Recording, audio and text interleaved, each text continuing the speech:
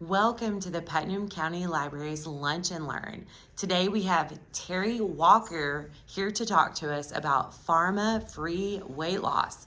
We're very excited to hear everything she has to say. Thank you for being here today, Terri. Thank you. All right. So welcome everybody. Appreciate you being here. Just a little bit about myself. I became an RN in 1975, and although I've not worked consecutive years since then, I do have a number of years in a variety of nursing roles. But I got started on my natural free living in 1990, and then it took me several years to really figure out what was going on and how to live that way. In 2012 was pretty much when I finished. By then, 2012, I received, I got all the information that I needed, and I've just been refining it since then. I will be 69 in October, and I am pharma-free. I haven't had any kind of medications for a few decades, and I have no diagnosis. And in fact, last week I was with grandchildren up in New York, and I climbed a tree with them, and they were going, "Mimi, no, you're too old." And so of course that spurred me on even more. So you're kidding? I'm going to get up that tree, and I did, and I have a picture to prove it. So anyway, so I'm going to get started with this. Let's see if I can. All right. So, do you struggle with your weight and health? Because they go together. And you may have thought of a lot of these questions, but I want you to really think about if you were already at your targeted weight, what do you think that would do for you? Because that becomes your why. Why is it important then to really think about and focus on your weight, you? So you just think about that for a few seconds, and then we'll continue on. Because what I've seen over the years is that people who are unhealthy, and I just want to say one thing, being unhealthy does not necessarily mean that a person is overweight or obese. People can be very thin and still be very unhealthy. I mean, all you have to do is go to the extreme of, prisoner of war camps in the Holocaust. For people, we see people who are very thin and very unhealthy. But we can also be obese. In fact, most people who are especially morbidly obese are very unhealthy also. Yeah, just a little example here. Historically, there were very few obese people. But in our day, in fact, I think I should have looked this up before I came, but I think they're projecting like in the year 2030, about 50% of adults in the US are going to be obese. Not very good. But I want you to know, as I've studied about health and weight loss, our body is not designed to be obese. In fact, it's not designed, and when I say designed, you can either consider it as evolutionary, how we've come to be, or a divine design from God or a creator. It doesn't matter to me which you prefer to think of. The fact is, our body is not. That's not its default is to be obese. But along with obesity comes modern chronic illnesses. When we follow Mother Nature's laws, then we tend to be healthy. And so that's when we understand that there are just natural laws of health, then it becomes our responsibility and our ability to keep ourselves healthy. So you can get your health back. You can enjoy climbing trees with your grandkids. You can plan on being delightfully active. So the approach that you have to take is that you need to be on the right path.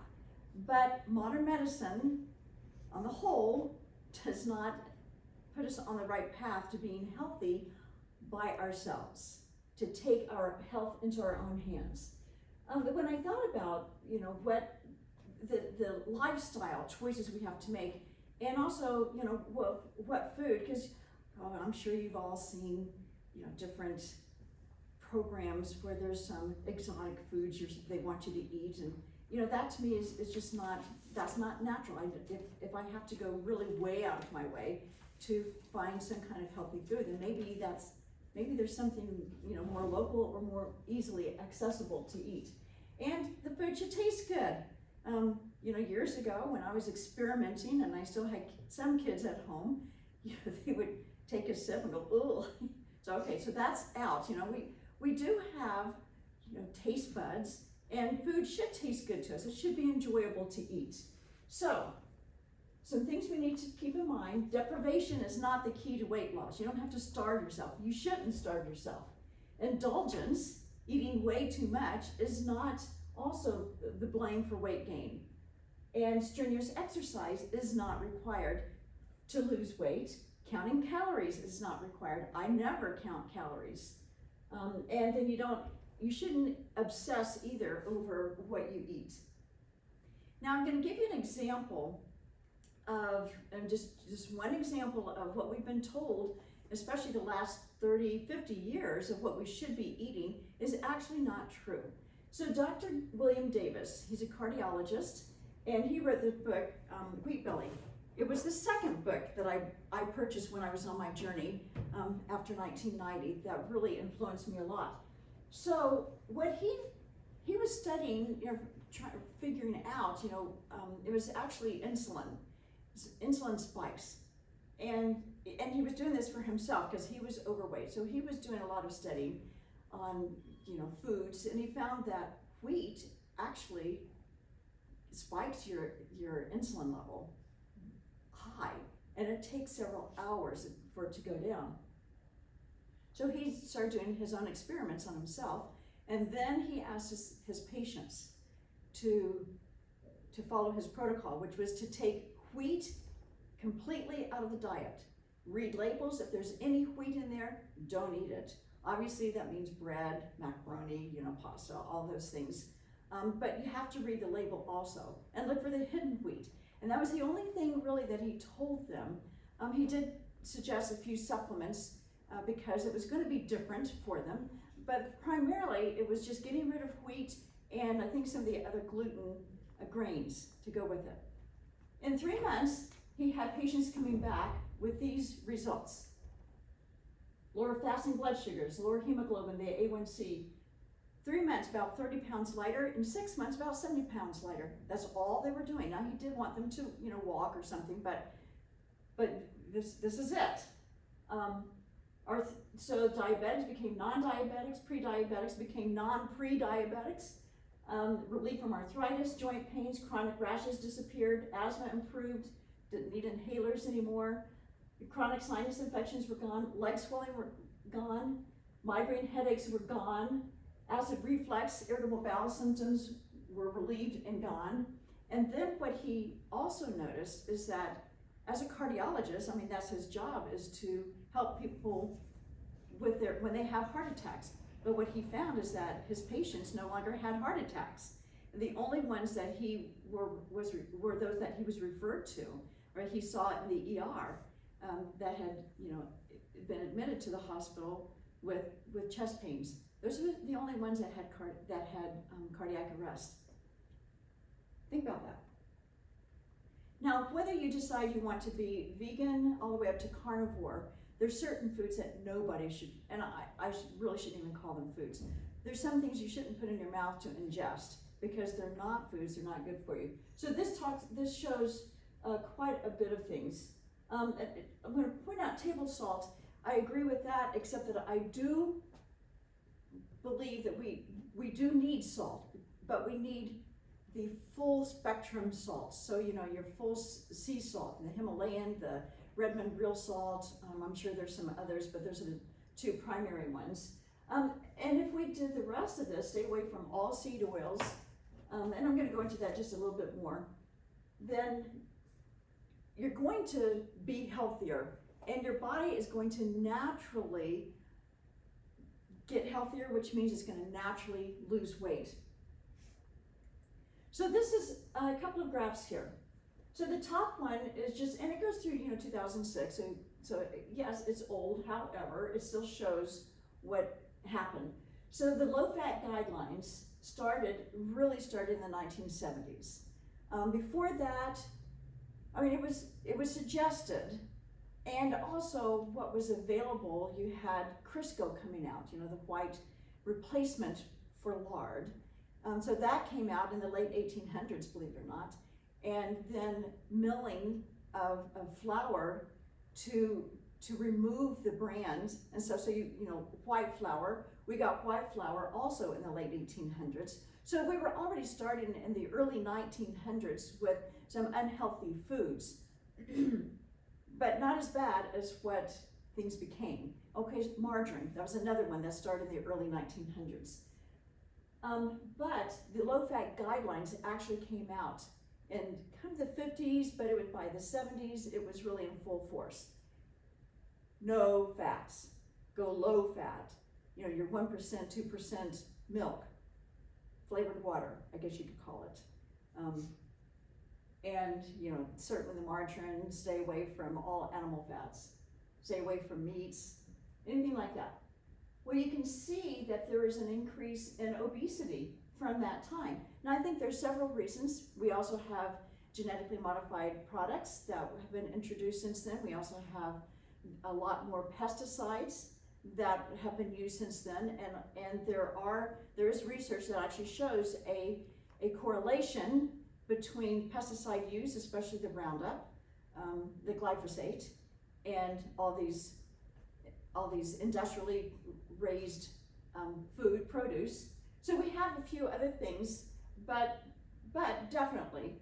You also have, on the bottom chart, you have where there's percentage of total calories, starting 1970, and then this chart goes to 2014, an increase in plant foods, 14% increase in that, decrease in animal foods by 21% just since 1970. So yeah, people are following the mandates, you know, let's go with more plants and boo to the animal products. But look at also increased obesity and diabetes. So this chart was the information comes from the USDA, and so anyway, food for thought. Now, most people think, well, if meats are so unhealthy for me, animal products are so unhealthy for me, where am I going to get my protein? So let's look at this chart. So quinoa, peanut butter, black beans, edamame, I think is how it's pronounced, and then beef. But you see, in order to get 25 grams of protein from all of those, look at how much quinoa you'll have to eat to get that many grams of protein, and how many calories. And so each one, you can see where the calories come from your plant foods.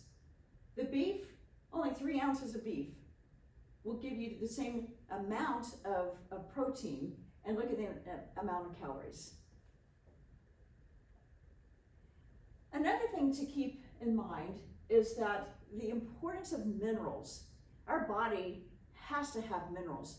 Our vitamins that we may take or we think we're getting from our foods are really not usable if we don't have the mineral intake in our diet to use those vitamins. So we have to focus on minerals.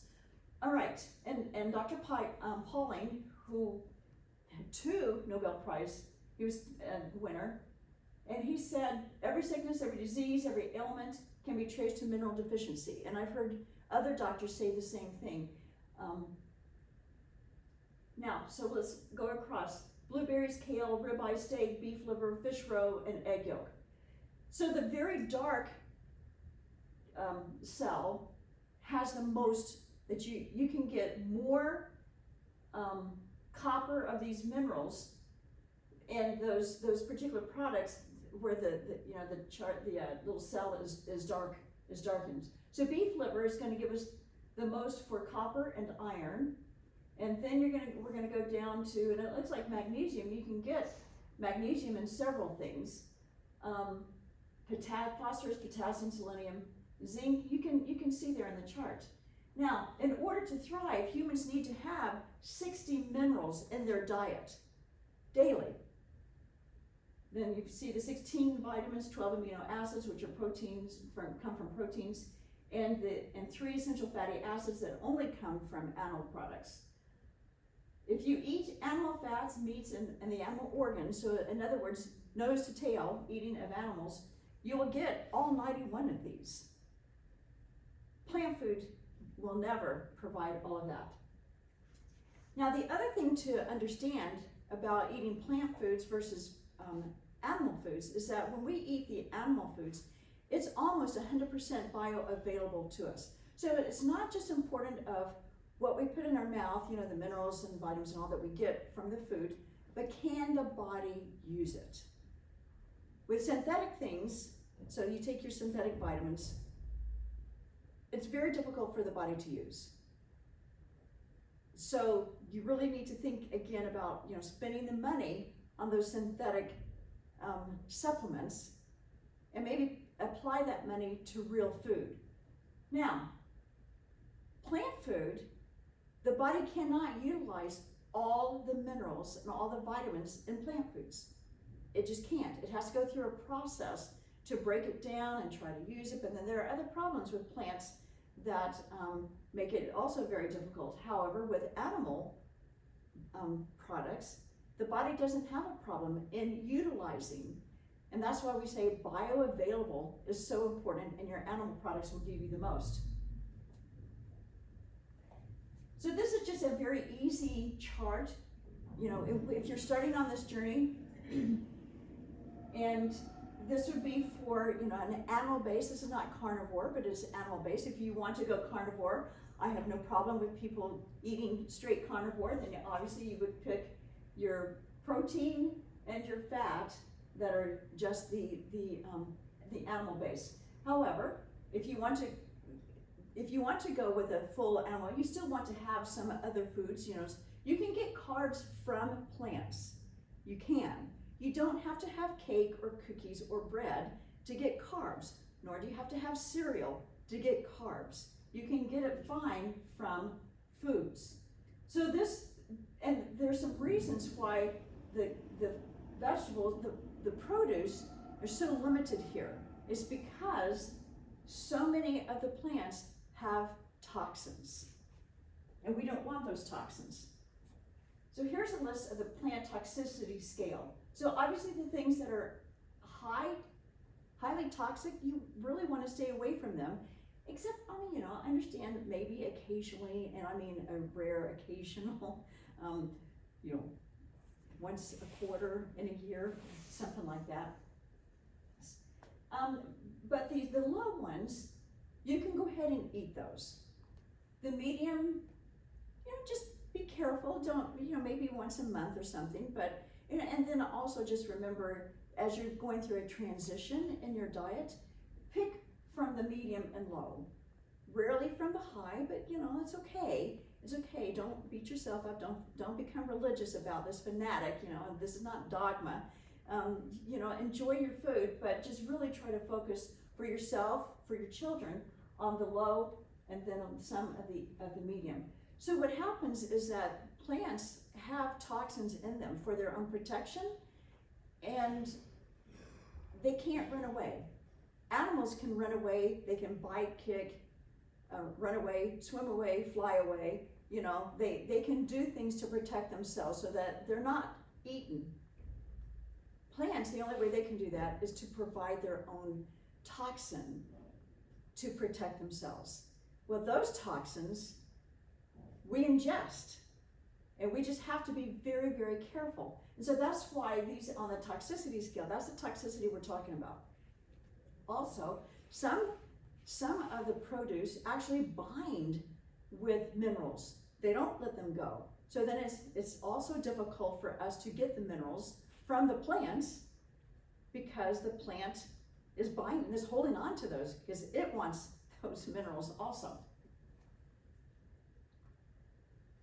So this is how, if you're on an animal-based diet, this is how you do it. Actually, pretty much everything, for exercise, sleep, sunlight, stress management, everybody should be doing. But for the animal Oh, and they avoid the seed oils. Everybody should not have seed oils because they are created in a laboratory. They are highly industrially created. They are ultra processed. They are not grown. They are things that you would not eat because you couldn't get anything, you wouldn't want to eat them anyway. So in fact, some doctors believe that seed oils are actually more damaging to the body than sugar. It's that important. And that's what more and more research is showing. Highly inflammatory are the seed oils. So, you know, everybody really should stay away from it, but then that leaves you with some olive oil because it is not a seed. It comes from the flesh of the olive. But then your animal fats, really, really good for the animal fats. Okay. So here's an example of a woman. All she did, she went low carb, she ate a lot of animal products, low carb, and she walked. And it took over a year to do that. Okay? And here's a gentleman who did the same thing, except that he was more carnivore, but you can see the difference there. I think it's a kind of a goofy picture, but you know, after he's lost weight, I think he must be at a party or something. But anyway, you can see again a huge difference, and that's all. No medications at all. And so these three guys, all three of them are doctors. The guy at the top, he's 34 years old. He's a dentist. The bottom two, 54-year-old and 44-year-old, are both MDs. And what they found, Kevin, the guy, number one up there on the top, he's the one that wrote this. And he pointed out that all three of these were very disappointed in the health of their patients. And so they did their own research, because it's not taught in medical school. It was not taught in nursing school. And I have a son who graduated from medical school just a few years ago. It was the same thing that I was taught about nutrition that he got. So, but these three guys discovered the importance of eating animal, primarily in their diet. And so you can see how incredibly, of course, obviously they work out, but you can see how incredibly healthy and fit they are. Okay, Dr. Diamond, PhD in neuroscience at University of South Florida, his doctor in 2005 started talking to him about his weight, very, very high weight, and also about his lab works with his triglycerides and his HDL. And so Dr. Diamond was just trying, he was going, the fat-free or low-fat and doing all of that, and exactly what a lot of people still today are eating. And he kept gaining weight, he was not losing. And finally, he decided to take matters into his own hands. He's a neuroscientist. And so he studied on his own, and he found out, well, wait a minute, animal products are actually very good for you. And historically, that's exactly what people ate. And I'm talking about, thousands of years ago, that was their primary food. So he went on, you can see there on the left, or your right, what he started eating. Now, I don't eat nuts, and I eat very few vegetables, but he did include that. And he said a little bit of fruit, bread, potatoes, and sugar. And so just not like he wasn't, he was allowing himself to have a little bit of a variety, but his primary foods were animal-based. And look at the difference in and so that happened in 2010. Huge drop in everything. And again, just from changing his diet, it's amazing what the body will do when it's given the right tools. Okay, now, the next thing I'm gonna do, I just wanna show you first the books that have had a huge impact on me. This was the first one that I got, Nutrition and Physical Degeneration by Dr. Weston A. Price.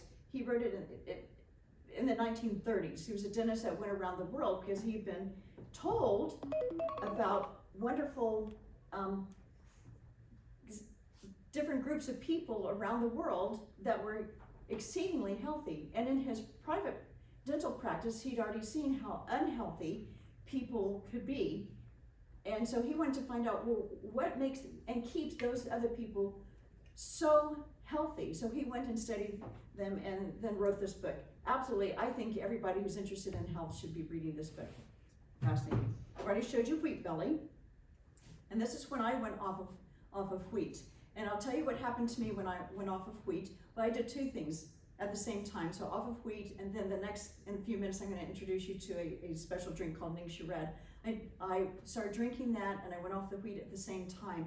So honestly, I can't say one was more better than the other, but I had knee joints that would freeze up at night, and it was excruciatingly painful to try to straighten my knees in my sleep. Didn't have any problems during the day, but it was in my sleep. In fact, I would have to, hide my head in my pillow to keep from screaming as I tried to straighten my legs out. For my entire life, I had motion sickness. And my spring seasonal allergy had gotten to the point where I was in bed every spring. So I cut out the wheat and I started drinking this Ningxia Red, and no more joint pain ever. No more, and this is really a shocker, no more motion sickness. And like I said, my parents used to tell me stories of before I had memory of how I would, get sick in the car. That went away. And then, oh my gosh, I already forgot what the third thing was that I said.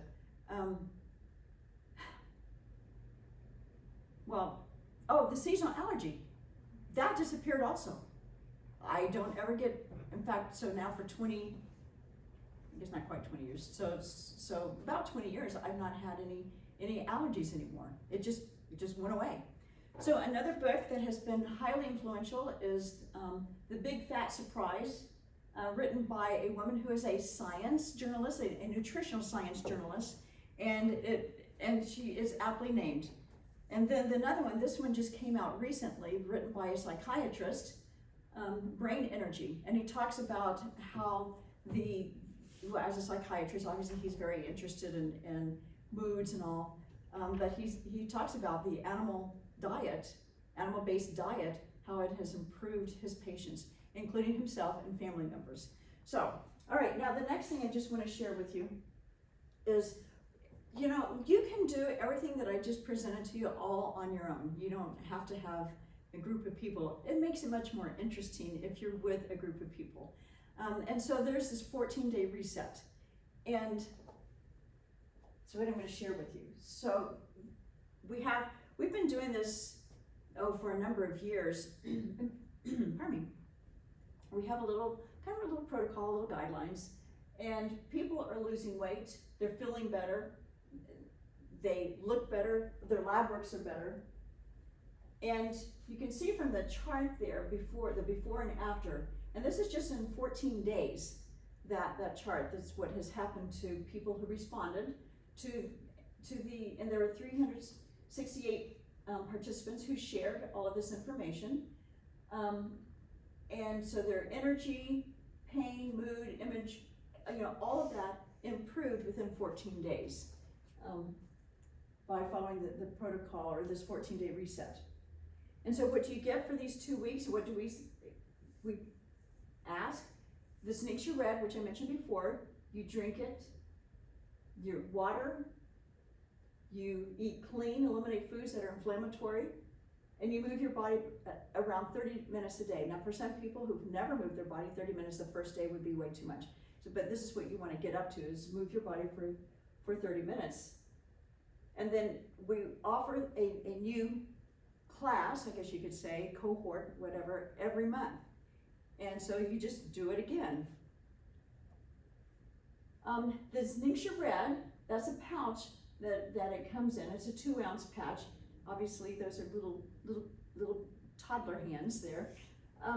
But the science was done on that. The study was done to actually show what happens. You can see here that stress was reduced by 23%, improved well-being, respiratory function improved, physical energy improved, physical limitations decreased, there's a healthy inflammation response, sleep patterns improved significantly, and if you can can, get, I don't know what you call it, click on the QRC there, you can get, there's a scientist who talks about it.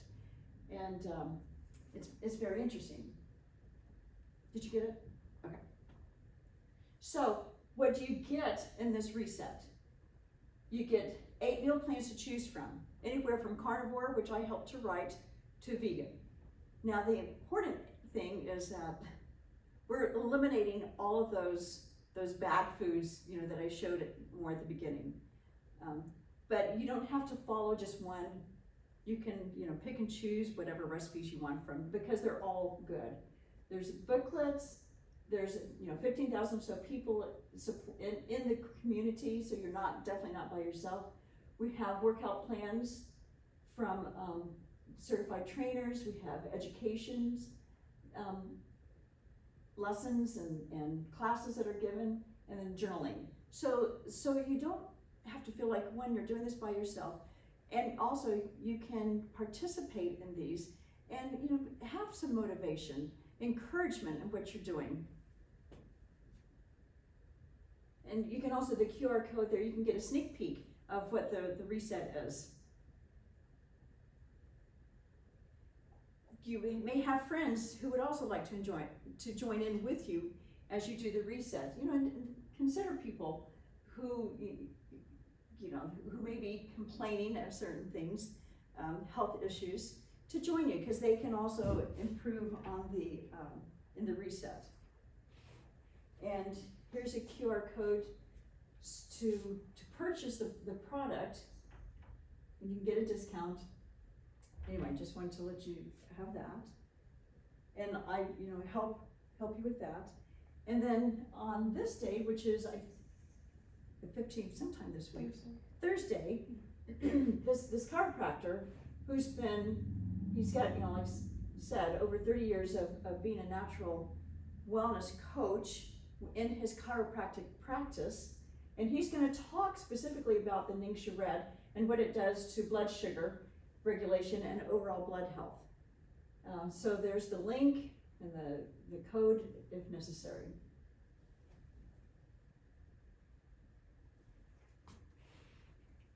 Any questions?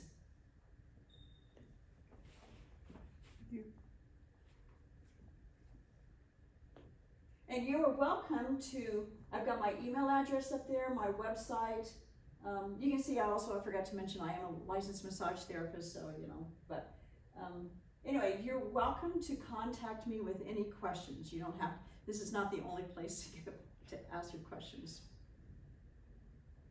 I have a lot of health problems. Okay. Matter of fact, this afternoon I have to go have a CTA of my brain. Wednesday morning I get to go have blood work done to determine if there are tumor markers in my blood. Thyroid. Supposedly high cholesterol, but it seems to be under control with the medication and the fact that over the last year and a half, I have changed the way I eat, mainly eating my heavier meal midday and a lighter meal at dinner, and no snacking after dinner, which was the hardest one to break. But I have rheumatoid arthritis, which is destroying my liver. Thyroid problem. So I have numerous things going on. Do you think this will help me Absolutely. eventually eliminate some of? I would never say eliminate, because I cannot make that kind of, Not eliminate the problems, but I mean maybe cut back on the medications. Absolutely. Everything we do, and this is again what I have found over the years, everything we do that puts the body, the right tools that we give the body, it responds appropriately. It wants to be healthy. Our body wants to be healthy. It doesn't like being unhealthy. It wants to live. It wants to thrive.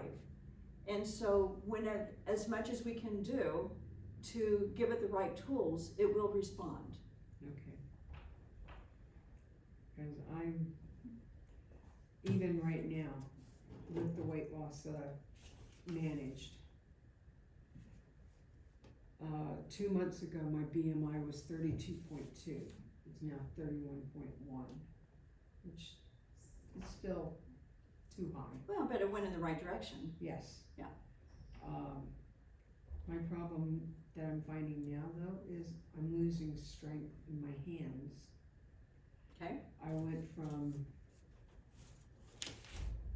let's see, in June, the strength in my right hand was 40.2 pounds. It's now 34. Left was 70.2. It's now 47. I've got to do something.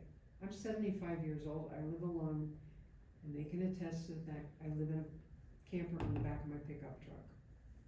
So I have no one else living with me, no animals, nothing. The reason for the brain scan today is I've had 4 major falls since last November. You know, I understand, I'm sorry to interrupt you, but I just want to point out that the body can only do as much as it can with whatever we give it. Right. So if we're not giving it the right tools of nutrition, Right. it's going to falter. I mean, it just cannot function correctly.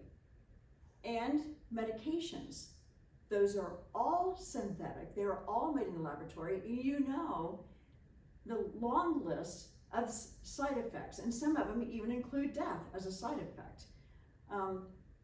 And then they act on one another, and not in a good way. Yeah. So you know, the problems that, I mean, all of us, everybody has as we age, is that now we've got an accumulation of a lifetime of whatever we've put into our body. Do you know what the thing of it is? All the medications I'm on, I've started in the last 28 years. Okay, so that's 28 years. Okay? Okay. I So, want to get off of them.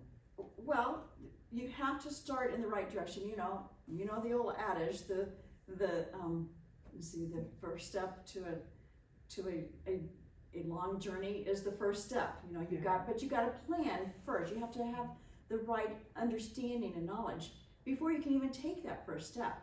So the first step really is learning and making the determination that you can do this.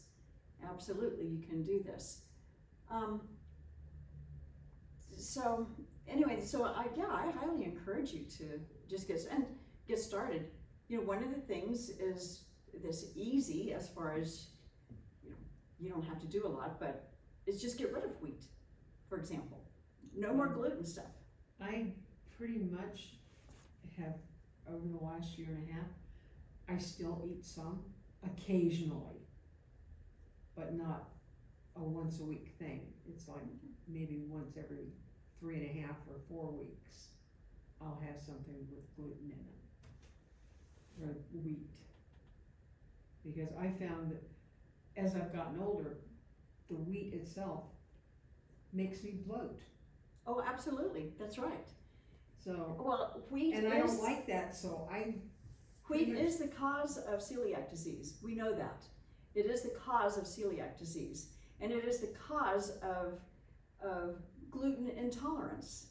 A person doesn't have to have full-blown celiac disease to be gluten intolerant. Wheat is the major cause of that. okay. So yeah, bloating is definitely part of that. I mean, I've experienced it, I know. But the wheat also causes a whole bunch of other problems. I mean, you saw the list from Dr. Davis of the improvements his patients made just by removing wheat.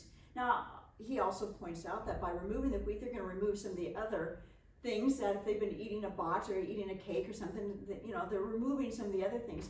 Another thing that I would highly recommend is to get rid of any seed oils. Don't use anything with seed oils. So get rid of your wheat, get rid of your seed oils. Those two things probably are the most important. And you don't need pharmacy, obviously, for that. So just do those things to begin with and see. Now, obviously, I think the 14-day reset with the Ningxia Red is a huge benefit. That's what I do. I drink the Ningxia Red every day. I have since 2012. I've drunk it daily, and so, but my diet is primarily carnivore plus the Ningxia Red. So I'm animal based. When I was with my, you know, my kids, my grandchildren this past week, I did my best to keep eating the way I like to, but you know. Yeah, when you're with family, Yeah, it doesn't always work so that you know, way. so again, but there are people who will do refuse. I know that Dr. Saladino, one of the doctors, the MD there, he does not cheat at all. He said it's been several years now since he's cheated. He's strict. He is animal based. He was carnivore for about 3 years. He had been vegan, went to carnivore. All of his problems went away when he went to carnivore. But then he started feeling that he needed a little bit more, so he figured out, you know, for him, what fruits, including honey, help him. And now he said he's at his absolute best, eating some fruits and carnivore, heavy on the carnivore. Okay. All right. So thank you for coming, and thank you for your questions, and we'll see you in another time.